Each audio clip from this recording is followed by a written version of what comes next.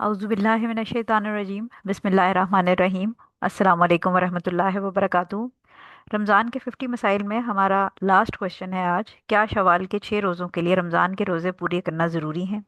और ये बड़ा इंपॉर्टेंट क्वेश्चन है क्योंकि ख़वातीन के हर महीने जो भी चाइल्ड बेयरिंग एज की ख़वातीन हैं उनके रमज़ान के अंदर डिफरेंट नंबर ऑफ़ रोज़े जो होते हैं वो मिस हो जाते हैं पीरियड की वजह से। तो उनके लिए ये बड़ा इंपॉर्टेंट क्वेश्चन होता है कि क्या हम जो शवाल के रोज़े हैं वो पहले रख लें और रमज़ान वाले बाद में रख लें, क्या ऐसा पॉसिबल है? इसमें हम हदीस देख लेते हैं कि हुजूर सल्लल्लाहु अलैहि वसल्लम ने फरमाया, जो शख्स रमज़ान के रोज़े रखे फिर इसके बाद शवाल के रोज़े रखे तो उसे पूरे साल के रोज़ों का सवाब मिलता है।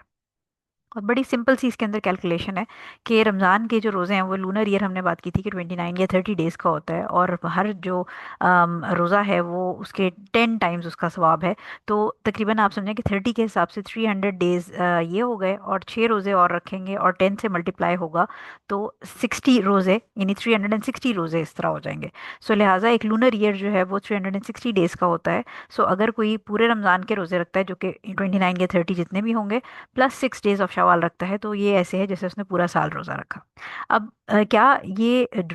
जो रिवॉर्ड है ये लेने के लिए रमज़ान वाले पूरे करना ज़रूरी है? तो इस हदीस के ऊपर जो एक्सप्लेनेशन है और इस बारे में जो शेख उथैमीन है उनसे सवाल किया गया, तो उन्होंने इसका जो फतवा है मैं आपको वर्ड बाय वर्ड कोट कर रही हूँ कि अगर किसी औरत पर रमज़ान के कुछ रोज़े कज़ा हों तो उसे चाहिए कि वो शवाल के 6 रोज़े ना रखे जब तक वो अपनी कज़ा पूरी ना कर ले। जिस शख्स के ज़िम्मे अभी रमज़ान के कज़ा रोज़े बाकी हैं उसने गोया पूरा रमज़ान नहीं रखा, इसलिए वो शवाल के 6 रोज़ों का पूरा सवाब हासिल नहीं कर सकता जब तक वो अपनी कज़ा मुकम्मल ना कर ले। ठीक है, तो ये फर्स्ट पार्ट हो गया। और सेकंड पार्ट इसका जो हदीस से रिलेटेड है या उसमें जो एक्सेप्शन है उसको उन्होंने एक्सप्लेन कर दिया है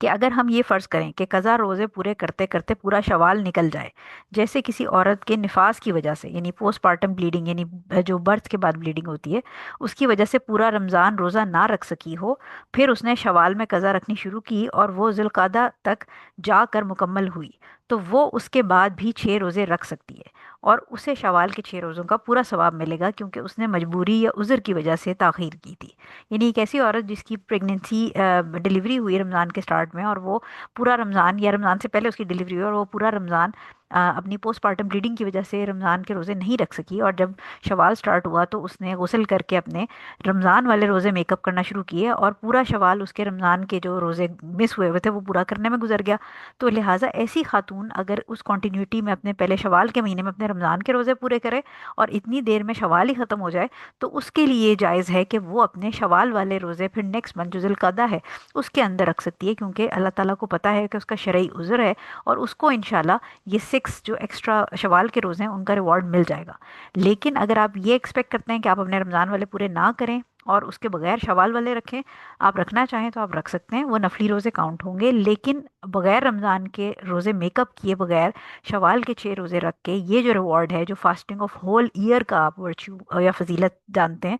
इस हदीस के मुताबिक, ये आपको नहीं मिलेगा। ठीक है, सो इसलिए अपने रमज़ान के रोज़े पहले पूरे करें और उसके बाद शवाल के 6 रोज़े रखें, तो आपको ये जो 360 डेज़ या जो पूरे साल के रोज़ों रखने का सवाब है इसकी फजीलत मिलेगी। एंड आई होप कि आपको ये फतवा और ये चीज़ समझ आ गई होगी कि आपने रमज़ान के रोज़े पहले मेकअप करने हैं और उसके बाद शवाल के रोज़े जो 6 हैं वो फिर आपने रखने हैं। So I hope this answers the question and Allah knows best. अस्सलाम वालेकुम वरहमतुल्लाहि वबरकातुहू।